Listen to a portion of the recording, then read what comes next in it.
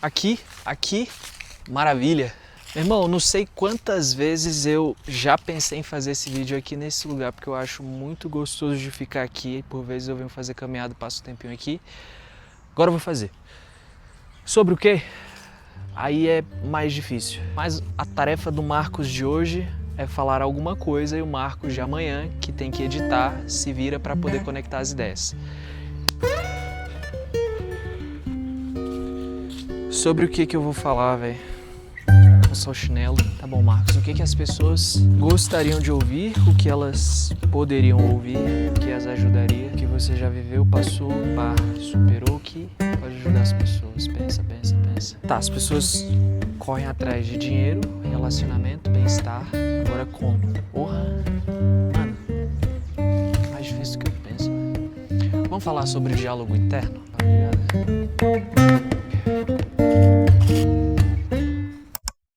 É uma questão que eu tive que trabalhar muito internamente e durante muito tempo eu tive dificuldade de ter um diálogo interno positivo pelo fato de me cobrar demais. E o que é esse tal diálogo interno? Vou te dar um termômetro para saber se o seu diálogo interno tá legal ou não. Observa suas emoções ao longo do dia. Você sente muita raiva? Você sente um incômodo constante durante o dia? Como se você não estivesse onde gostaria de estar, como se você estivesse frustrado com você mesmo, com o quanto de dinheiro que você ganha, com as pessoas que estão ao seu redor, como se as coisas não estivessem boas, a vida não estivesse boa, e talvez de fato ela não esteja, mas como você se sente com você mesmo.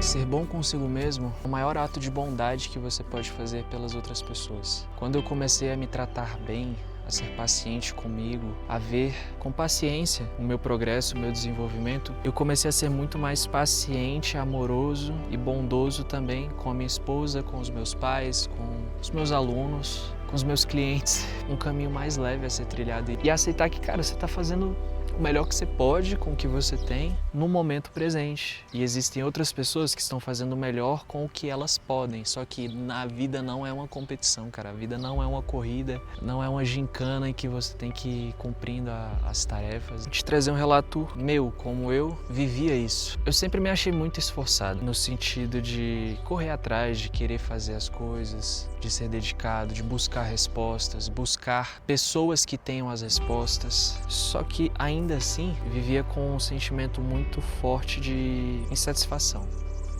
de achar que nunca estava o suficiente, o bastante, que eu não estivesse dando o meu máximo, por mais que eu soubesse que eu estava me esforçando. E essa voz da cobrança interior, ela por vezes chega a ser cruel com você, porque às vezes ela minimiza o percurso que você já trilhou, os resultados que você já obteve, ela desmerece a sua capacidade. E isso não é o que vai te fazer andar mais rápido e ter mais força, não é o tipo de pensamento que te leva a alcançar coisas maiores. Eu lembro que tinha momentos assim no meu... Cara, era aleatório. A raiva simplesmente subia, aquela insatisfação, aquela frustração, o nervosismo, o estresse. E eu soltava um palavrão. Passava essas coisas assim, só que eu não verbalizava, eu não tinha consciência de pensamentos que vinham se repetindo para poder chegar naquilo ali e aquilo culminar. Era como se fossem pequenos sinais de que tinha alguma coisa errada. E aí quando eu fui ver na minha rotina o que eu estava fazendo, como que eu estava me portando, o acúmulo de emoções reprimidas, não tratadas, desse diálogo interno, com uma dinâmica que não me permitia deixar isso sair de alguma forma, acabava me fazendo passar pelos dias de forma muito mais pesada. Agora, como que eu fui fazendo o caminho de volta? Eu comecei a reparar o que eu falava pra mim. E às vezes não eram ofensas diretas à minha própria pessoa, mas Pensamentos de reclamação, pensamentos do que eu deveria estar fazendo. Raramente eu me elogiava e eu não sabia a importância disso. De olhar para o que você fez e ver que aquilo ali de fato tem alguma coisa de boa naquilo ali. Cara, olha que bacana. O que você conseguiu fazer, que você está trazendo para o mundo, o resultado que você está produzindo para outras pessoas, pros seus clientes. E se olhar com um olhar mais de bondade. Um ponto que me ajudou bastante foi o de pensar, tá, se fosse outra pessoa fazendo isso daqui, será que eu comentaria da mesma forma ou será que eu seria mais generoso nos elogios? Será que eu seria mais humano, mais amável, carinhoso? Será que eu reconheceria mais se fosse o meu filho fazendo o que eu tô fazendo? Como será que eu iria falar para ele a respeito do que ele fez, do que ele realizou? Será que teria esse peso ou será que seria mais... Cara, não sei nem como dizer. Sabe, olhar para você com carinho, como se fosse outra pessoa?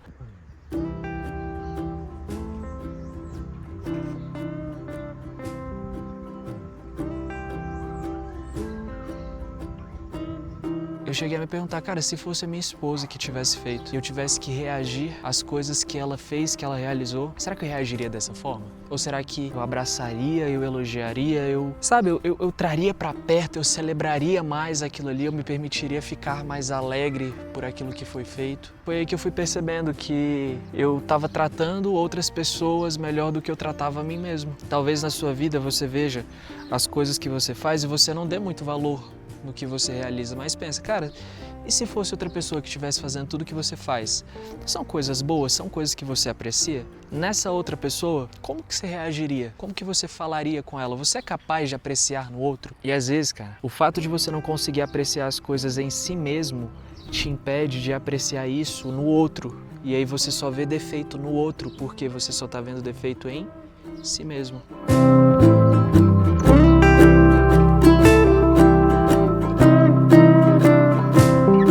E se a vida que você quer não for a vida que você escolheu querer? Ou será que foi outra pessoa que quis por você e você abraçou o querer dessa outra pessoa?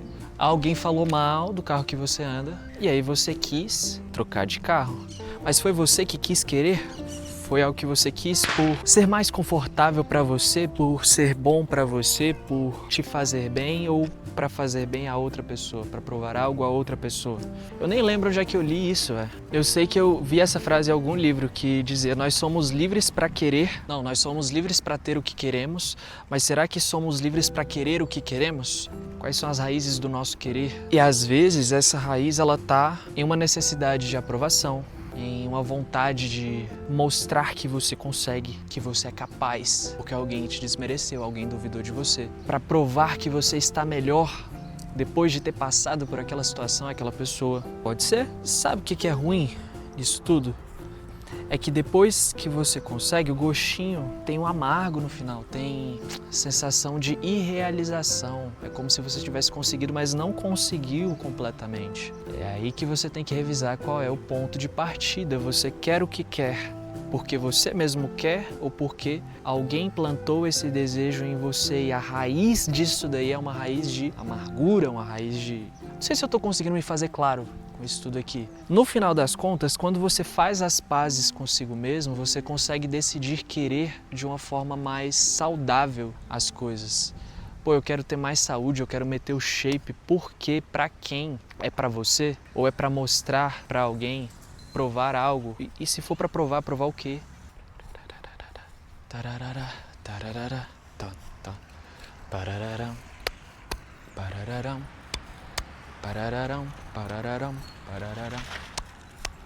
Foi nessa que eu passei a consumir bem menos o Instagram. Eu percebi que eu estava começando a querer as coisas não porque eu realmente queria, mas porque eu estava comparando a minha vida com a vida de outras pessoas e criando na minha própria cabeça uma competição que de fato não existe. Um ideal de sucesso, de realização, conquista, viagens. E cara, se tu for entrar nessa pira de observar a vida das outras pessoas para utilizar isso como régua da sua própria vida, você tá... Porque sempre que você olhar, tem alguém que ganha mais. Você fez uma viagem, alguém fez uma viagem melhor. Pô, eu fui pra praia, tá, a pessoa foi pra... Ah, você foi pra praia, eu fui pra praia do Caribe. Talvez o problema em si não seja a rede social, mas o senso de obrigação que você cria a partir do que você vê. Pior que no fundo sempre tem uma vozinha que me diz assim, mas foda-se se a pessoa quiser mostrar que ela quer.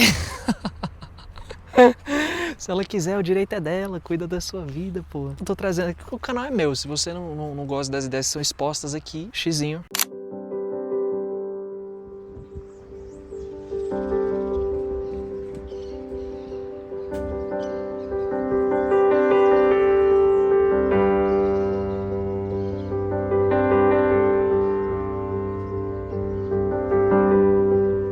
Você se perdoaria se você chegasse ao final da sua vida e não tivesse todas as coisas que você disse que teria? Você se perdoaria por não ter as coisas? E se você não tivesse a si mesmo durante toda a sua vida? Você se perdoaria? Se você não tivesse esse olhar para você, de ter permitido que você falhasse, que você errasse, de ter entendido que quando você falhou miseravelmente naquilo que você estava tentando, você estava fazendo o seu melhor?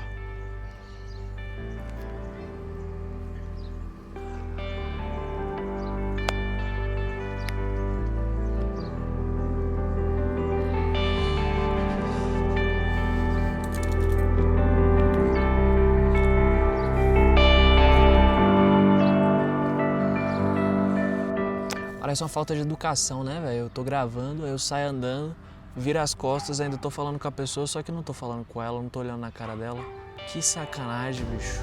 Respeita a pessoa, para ali, conversa com ela, vai ficar andando, zigue-zagueando por aí, olhe nos olhos, fique aqui. Pensamentos que depois que eu comecei a alimentar me trouxeram muito mais paz interior e muito menos autocrítica. Se você fosse o único ser humano na Terra, ainda assim, Deus teria dado o único filho dele para morrer por você. Cara, imaginar o quanto que você é amado é algo surreal, porque se você pensa que outra pessoa consegue te amar tanto, você pode pedir para que essa pessoa que te ama tanto, que te amou tanto, te ensine a amar um pouquinho mais você mesmo. Perceber beleza, capacidade, potência, realização, coisas boas, bondade, capacidade. Cara, existe uma série de coisas boas dentro de você e você só precisa perceber. Assim como existe em mim, tem muitas coisas boas em mim que eu tenho certeza que eu ainda não consigo perceber. Mas se eu for paciente o bastante para me manter compreendendo tudo isso, talvez em algum momento eu chegue num nível de compreensão maior e que a vida vai se tornando cada vez mais leve, como já tem se tornado de um tempo para cá. Acho que conforme eu fui ficando mais velho, eu fui criando uma capacidade maior de ver beleza nas pequenas coisas. Eu acho que até porque toda essa corrida da vida adulta por conquista, por realização, você vai vendo que quando você realiza algumas coisas ali, cara, você chega num certo nível que a vida tá boa, sabe? Mas nada disso compensa se você não tiver uma mente tranquila. Cara, que lugar gostoso, velho. Ah, que delícia, cara. A vida é uma delícia. Talvez eu ainda não saiba colocar em palavras o quanto que isso é bom. Hoje eu consigo olhar, cara, para um pai brincando com o filho e ver a riqueza que tem naquilo ali. Acho que a vida ganha sentido nessas coisas. Eu acho que é por isso que quanto mais velho você vai ficando, mais as pequenas coisas vão se tornando mais preciosas, mais importantes. Lógico que a gente sempre vai querer, né? Mais, vai querer o próximo carro, a próxima casa. E há homens que queiram viver nessa corrida da próxima mulher, o próximo relacionamento e tal. Mas será que talvez não exista uma alegria maior em cuidar bem daquilo que você tem, aproveitar ao máximo aquilo que você conquistou? É clichê, mas talvez a palavra seja gratidão. Podemos falar de gratidão sem ser execrados aqui nesse canal? Talvez. Tá bom, Marcos, vai prospectar, cara, vai postar um vídeo aí de prospecção. Cara, eu tô em outra. Tipo, a vida tá boa já, tá legal. Acho que eu tô no momento de criar alguma coisa diferente já, definitivamente.